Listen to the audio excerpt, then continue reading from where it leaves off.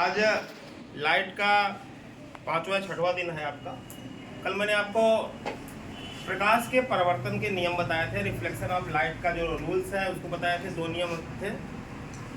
इसमें क्या था, ये समतल दर्पण है। कैसे बनाओगे? पारदर्शी कांच ले लो, समतल बिल्कुल। उसके एक पृष्ठ पर 2 सरफेस होते हैं, एक सरफेस ऊपर वाला, एक नीचे वाला। एक सरफेस पर लाल ऑक्साइड की या सिल्वर की पॉलिश कर दो तो बन जाता है प्लेन मिरर, समतल दर्पण। उस पर एक लंब डाल दो, जिसे बोलते हैं अभिलंब या नॉर्मल बोलते हैं। तो जो किरणें यहाँ गिरती है इसे बोलते हैं आपतित किरण, बोलते हैं कि नहीं बोलते? और जिस बिंदु पर गिरती है उसे बोलते हैं आपतन बिंदु। पॉइंट ऑफ इंसिडेंस बोलते हैं, पॉइंट ऑफ इंसिडेंस बोलते हैं। ये आपतित किरण है। और ये टकरा कर क्या दूसरी जगह और जाएगी क्या?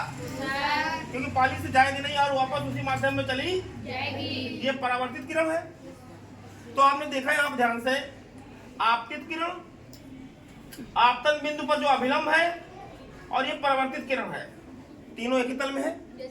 ये पहला नियम है, first rule of reflection of light. दूसरा नियम आप देखो, यहाँ पर ये अभिलंब है, नॉर्मल बोलते हैं। ये आपतित किरण है, इंसिडेंस रेज बोलते हैं। इनके दोनों के बीच कोण को बोलते हैं आपतन कोण, आई बोलते हैं बेटा।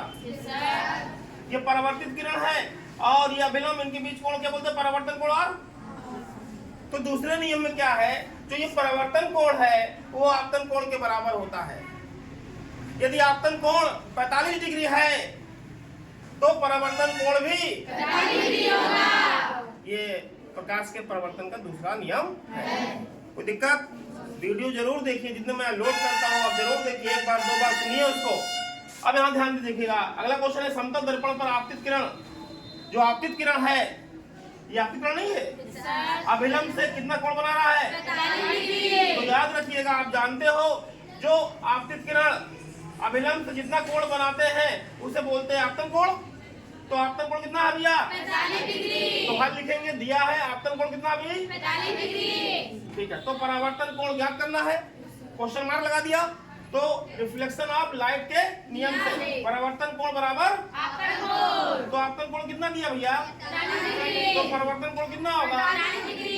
ये क्या हो गया आपका आंसर। अब मैं आपको प्रतिबिंब के बारे में बताऊंगा, इमेज क्या है।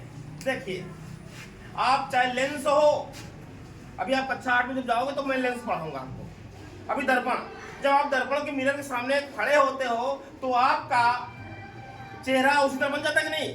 आपकी नकल बन जाती है कि नहीं? yes, sir। आप खड़े कोई भी वस्तु रख दो मिरर के सामने तो आपकी नकल बन जाएगी, बन जाएगी नहीं? yes, तो प्रतिबिंब का अर्थ पहले देखेंगे। देखो ध्यान से, प्रति का मतलब होता है नकल, प्रति मतलब नकल, बिंब का मतलब होता है वस्तु। तो प्रतिबिंब का अर्थ हुआ वस्तु की नकल। अच्छा ये बताइए, जब मिरर के सामने आप खड़े होते हो तो नकल बनती नहीं है? yes, बनती है कि नहीं बनती है? yes, तो प्रतिबिंब मतलब इमेज, इमेज का अर्थ होता है वस्तु की नकल। अब नोट यहाँ लिखा हुआ है, देखिए, जो आपका दर्पण है, दर्पण 2 प्रकार के होते हैं, गोली दर्पण और समतल दर्पण। गोली दर्पण को स्फेरिकल मिरर बोलते हैं और समतल दर्पण को प्लेन। लेकिन यदि कहा जाए कि बार बार गोली दर्पण मतलब दर्पण शब्द कब आ रहा है, क्वेश्चन में दर्पण लिखा है तो उसको गोली दर्पण समझना चाहिए। यदि समतल दर्पण कहेगा तो लिखेगा समतल दर्पण। यदि बार बार क्वेश्चन में दर्पण लिख के आ रहा है, क्या लिख के आ रहा है, तो उसको गोली दर्पण ही समझना चाहिए। याद रखो, यदि दर्पण कहा जा रहा है तो समझना चाहिए कि वह गोली दर्पण है। यदि वो समतल दर्पण कहेगा तो उसमें लिखेगा समतल दर्पण। ठीक है।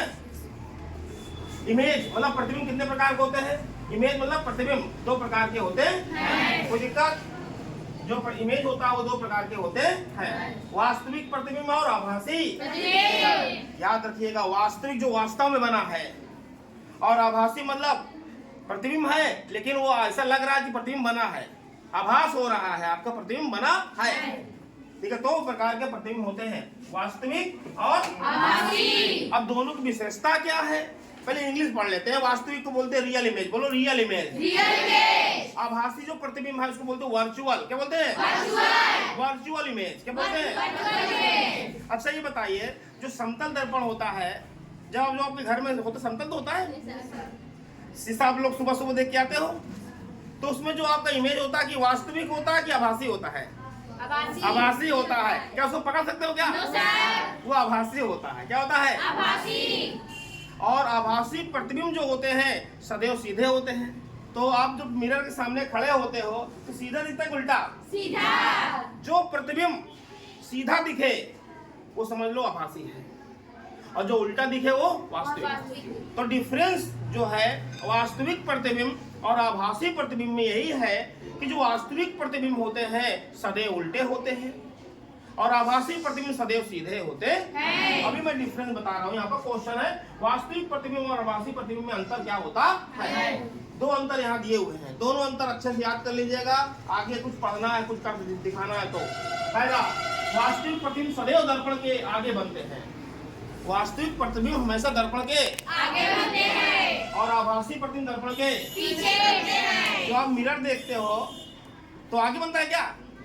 दर्पण के अंदर पीछे बनता है कि नहीं? तो याद रखिएगा वास्तविक जो प्रतिबिंब होते हैं दर्पण के आगे बनते हैं और आभासी पीछे। पहला अंतर।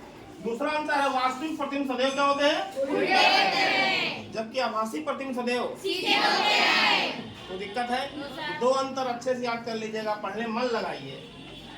किस प्रकार के प्रतिबिंब को पर्दे पर लिया, पर्दे मतलब स्क्रीन पर लिया जा सकता है? याद रखिएगा जो रियल इमेज होते हैं वास्तविक प्रतिबिंब, इसको हम पर्दे पर ले सकते हैं। वास्तविक प्रतिबिंब को ही पर्दे पर लिया जा सकता है। जो आभासी है, जो आभास हो रहा है, उसको हम पर्दे पर नहीं ले सकते हैं।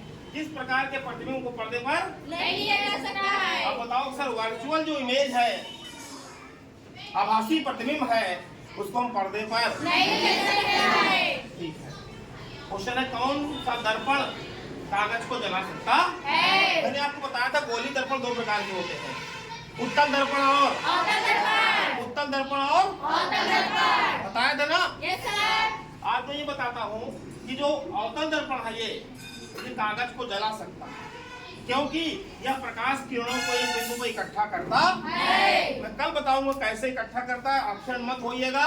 जो अवतल दर्पण है वो किरणों को क्या करता है? जब किरणें इकट्ठा हो जाएंगी तो ताकत हो जाएगी नहीं ताकतवर? Yes sir. जब ताकतवर हो जाएंगी तो वो कागज को क्या कर देगा? जला देगा। कल मैं आपको दर्पण भी दिखाऊंगा, थोड़ा मुझे याद दिला देना, मैं नीचे लेके आऊंगा। ठीक है, तो वहाँ दर्पण में दिखाऊंगा आपको, उत्तल दर्पण भी और अवतल दर्पण भी और समतल दर्पण भी मैं दिखाऊंगा आपको, सब दिखाऊंगा। कोई दिक्कत?